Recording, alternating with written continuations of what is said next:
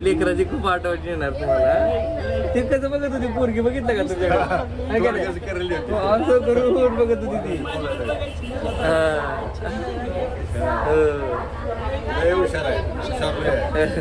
तूच निवांत राहा बाबू, तुझीच काळजी वाटते की बाय मला. नाही, मी चांगली राहते.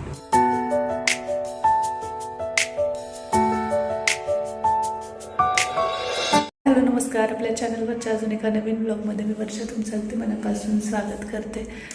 पहाटेची वेळ आहे आणि ब्लॉग मी आज जरासा लवकर सुरू केला आहे, कारण की काही तासांमध्ये आता आई आणि पप्पा गावी जाण्यासाठी निघणार आहेत. तर मग मला स्वयंपाक वगैरे पण करायचा, त्यांचा टिफिन वगैरे सोबत द्यावा म्हणते. त्यासोबत नाश्ता बनवायचा आहे, कारण ते म्हटले की नाश्ता करून आम्ही निघणार आहोत. स्त्रीचा पण टिफिन बनवायचा आहेच आणि सगळ्या गोष्टी. तर खूपच आज वेगळं फील होतं आहे मला. खूप अस्वस्थ वाटतं. रात्रभर एखादा तास मला कशी तरी झोप लागली असेल, झोपच येत नव्हती. कारण आई जाणार म्हटल्यानंतर कसं माहिती का, एवढे दिवस झालं ते माझ्यासोबत इथं आहे आणि अचानक आता जाणार म्हणजे अचानक म्हणता येणार नाही. म्हणजे पप्पा न्यायला येणार आहेत किंवा जाणार आहे ह्या गोष्टी तर होत्या. तर आता मला माहिती नाही मी कसं मॅनेज करणार आहे, कारण आई इथं होती. त्यामुळे मला क्लासेस, यूट्यूब आणि माझं करिअर व्यवस्थित सगळं हँडल करता येत होतं. कारण की शांभवीला बऱ्यापैकी वेळा आई घेऊन बसायची, गप्पा गोष्टी करायची तिच्यासोबत. पण आत्ता मी कसं मॅनेज करणार आहे, लेट्स सी. तर चला, काय बोलू ते मला कळत नाही आहे. पण मी आता पटकन अगोदर आंघोळ करून घेते, सगळं क्लिनिंग रुटीन करून घेते, पटकन आंघोळ करते. आई पप्पा अजूनही झोपलेलेच आहेत. जरा वेळाने मी त्यांना उठवेन आणि स्त्रीला पण शाळेत पाठवायचं आहे. तर बघू कसं काय असेल ते. ही वेळ कधीच येऊ नये असं वाटतं कुणीही जाण्याची. आई वडील कितीही दिवस आपल्याकडे राहिले ना तरी ते जावेशी आपल्याला वाटत नाहीत बघा. आणि त्यातल्या त्यात पप्पा तर पहिल्यांदा आले तिकडे आणि आई तर खूप दिवस होती. ते माझ्या कारणामुळे ती होती आणि शांभवीसाठी ती इथं थांबली होती. पण आता जावं लागतं तिला. सो मला खूप वेगळंच फील होतं आहे, मला सांगता नाही येत आहे. असं चला आता मी पटापट आवरते. मी हळू यासाठी बोलते की त्या दोघांची झोपमोड होऊ नये. चला आंघोळ करते आणि भेटते तुम्हाला. आंघोळ वगैरे आटोपली आहे माझी. आता थोडंसं स्वयंपाकाचं वगैरे बघते मी. आता ना चपात्या बनवायच्या, चपाती भाजी ती बनवते आणि मग स्त्रीला उठवते. मग तो आंघोळ करे. आईची आंघोळ चालली आहे आणि पप्पा ब्रश वगैरे करतात. तर चला आता आवरून घेते.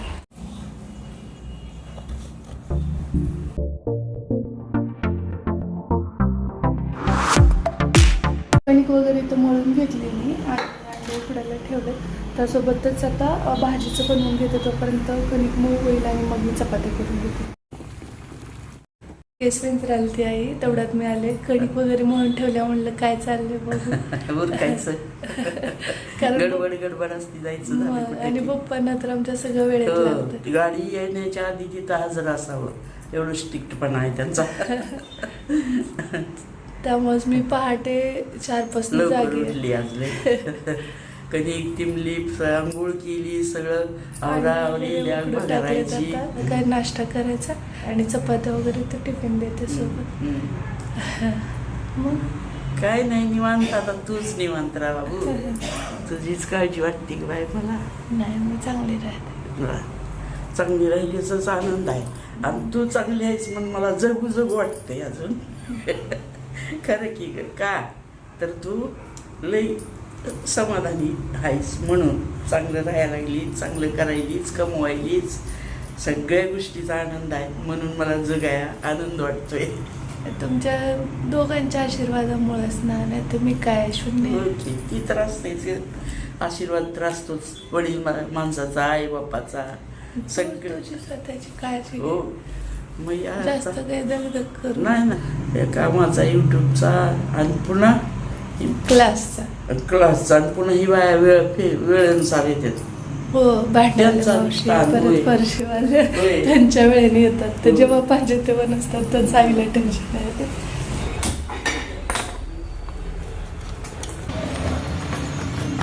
चला आता श्री आंघोळ करतो, तो पण उठलाय. त्याचा पण टिफिन आता बनवून घेते आणि आज 2-3 टिफिन आहेत. चल पटापट आवरून घेते.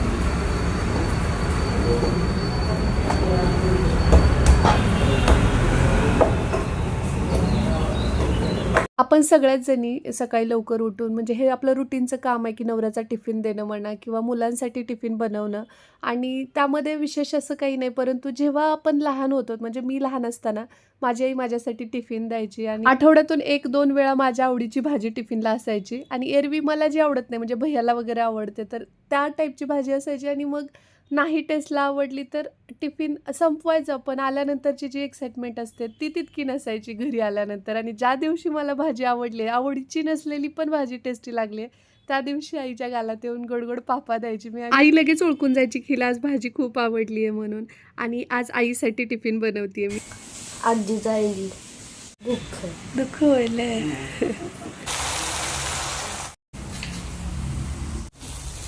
नाश्त्यामध्ये सुशीला होता कारण प्रवास करायचा तर पित्ताचा त्रास पोह्यांनी खूप होतो त्यामुळे मग आवरून स्कूल बस यायला वेळ आहे म्हणून श्री थोडा वेळ गप्पा मारत बसला आजी आजोबांसोबत. चालू आहे परत मी टिफिन पॅक करते श्रीचा. सुशीला आणि चपाती भाजी देते त्याला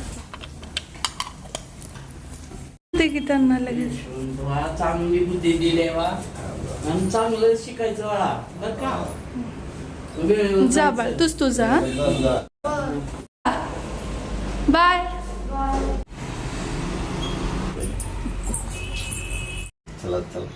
दूर जायचं का मीच द्या पप्पी. मला बी बाई गोड आहे. चल तू माझ्या संग राधू येते का माझ्या राहती का माझ्या काकाला यायत नाही ग माय दुसरं काय नाही. शौर्य का टेकायचं नाही खाली काय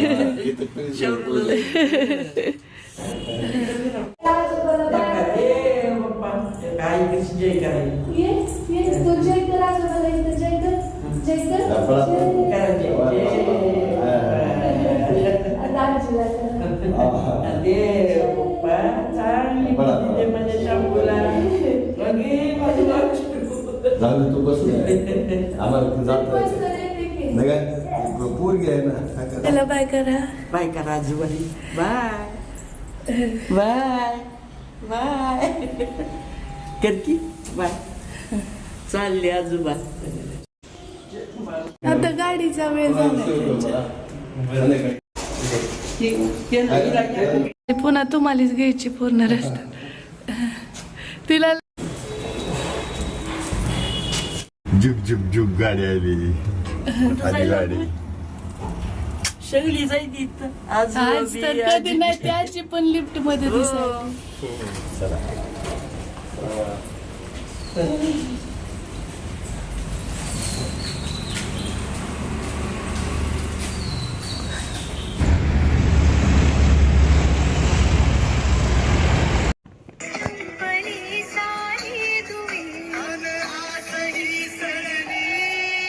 दोन 2011ला माझं लग्न झालंय. 2026 उजडलंय आणि आत्ता मला 2 मुलं आहेत. म्हणजे शांभवी एवढी मी असताना माझी आई मला सोडून जाताना जी भावना असते ना ती मला आजही उचंबळून येते. इवन आईसाठीच नाही तर वडील माझा भाऊ जेव्हाही माझ्याकडून जातात किंवा मी तिकडून इकडे येते त्यावेळी मला इतकंच गैवरून येतं. मला माहिती नाही हा माझा ड्रॉबॅक आहे काय आहे का.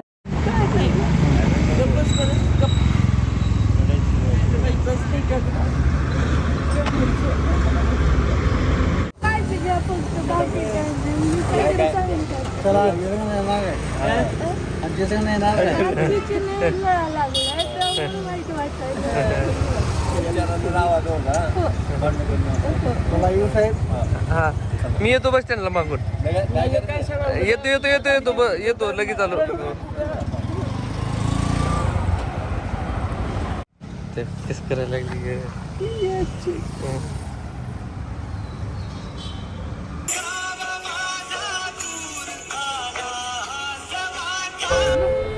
आई आणि पप्पा आता निघाले तर गाडी मिळाली डायरेक्ट धाराशिव आहे ना. खूप तरी पप्पा राहिले पण आमची इच्छा होती की अजून 4 दिवस राहावं. मला पण सुट्टी नव्हती लई धावपळ झाली वेळ देता आला नाही तेवढा. आणि आई आता खूप लेकराची खूप आठवण येणार तुम्हाला. ते कसं बघत होती पोरगी बघितलं का तुमच्याकडे असं करून बघत होती ती.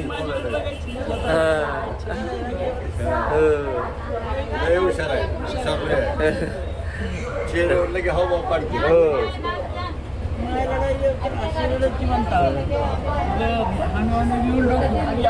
मला गुरुती आहे पुरी. चल आता मी येतो हा. फोन करा पोहोचतोय तिथं. चालतंय येतो आता. काशी शोधते मी सगळीकड. बाथरूम मध्ये जाऊन थापा मारून आली दरवाजावर. कुठं गेली आजी सांग मामाला. आज मामीला सांग. आजी ये ये ये. तिला कुठं आजी कुठं? कुठं झाली त्याला तिकडं सासूबाई बोलायलात. कुठपर्यंत आलाव गाई. आता लय तिला एकटं वाटायला. नागल फाटा हे म्हणून. हा. आवाज कुठून यायला असेल ग आजीचा. कुठून यायलाय. वरी बघते इकडं बघते तिकडं बघते. आजीला शोधायलीच.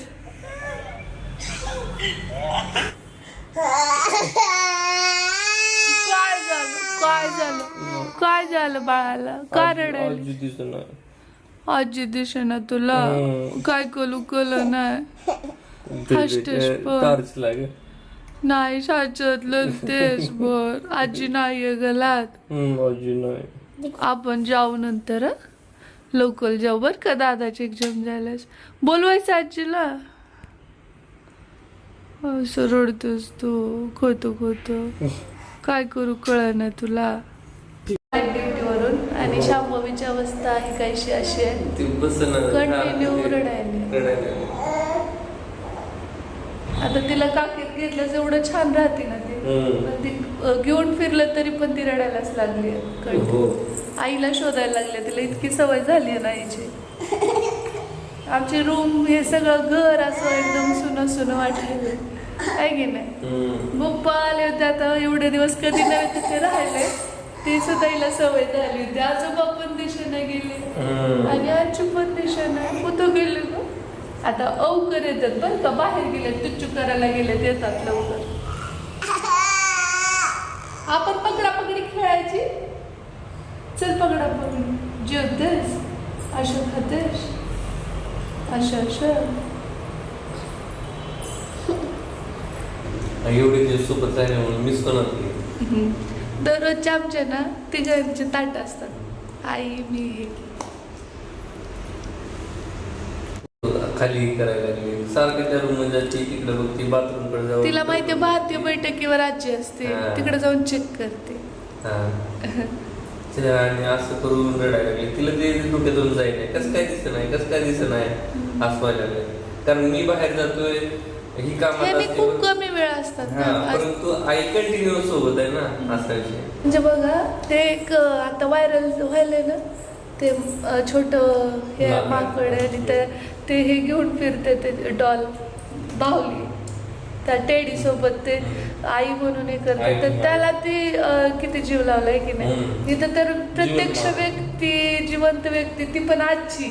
आणि खरं मी ना खूप म्हणजे हे करते की शांभवीचं आणि आईचं नातं बघितलंस. मला असं वाटतं की मला पण हे अनुभवता आला असतं. तर कारण मला ना माझ्या वडिलांची आई पण आणि माझ्या आईची आई पण दोघी पण मी जन्माला यायच्या अगोदर दोघीही देव झालेले. त्यामुळं तो एक्सपिरियन्स तो अनुभव मला कधीच घेता आला नाही. पण मी यांच्या दोघींच्या त्या बॉन्डिंगमधनं ते जगत होते. आणि इतकं ना म्हणजे तिच्या बघ बरं का रडायली. तिला भूक लागली का. तिचं हे का. ती काय करायली कुठं गेली. कंटिन्यू आईचं बोलणं चालू असायचं. आमच्या भांड्या आईनी फरशीवाल्या मावशी पण म्हणत होत्या की घर लय मोठं वाटायला बाबा. आणि कसं म्हणजे आता तुम्ही कसं मॅनेज करणार आहात असं म्हणत होता. हो म्हणजे आजीला करत. आजी तर जाऊ तो 10 वेळा रडला गाडी. आजी म्हणला रस्त्याने नुसतं रडतच असते म्हणला. त्या बस मध्ये पण रडत होती. आणि पप्पांच्या पण कधी नव्हे ते डोळ्यात पाणी आलं तर ना. म्हणते घेऊन जायचं का शांभवीला.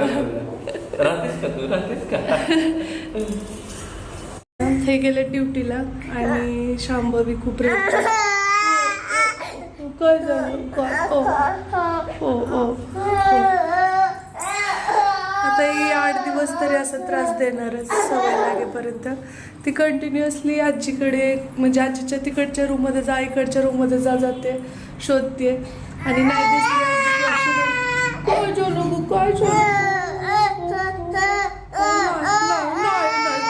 चला चला आपण आजीला व्हिडिओ कॉल करूया. व्हिडिओ कॉल करूया.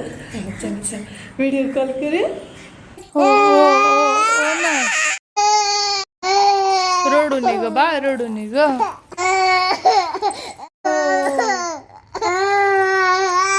आजी आजोबा तेव्हापासून रडायलाच लागली रे, सारखंच रडायला. गो बाळ रडू. हो गो माझ्या सोनू. ये ग चिव राणी आमच्या शांभवी सोबत खेळायला. ये चिव आपण पकडा दादा पकडा पकडी खेळायचं. आम्ही तुला शिवायला येतो. ये रे दादा. आला पकड. हा पकडली. अजून जरा आला बघ. आलत बघ.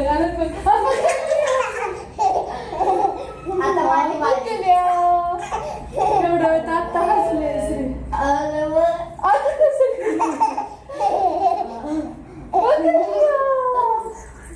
कुठे निघाला झालं आता बघा. आता वाजतात 4:30 आणि श्री निघाला पण आहे. आणि श्री निघाला की त्याच्या अगोदर शांभवीला जायचं असतं. चल म्हणते आता बघ तुला दादा चल.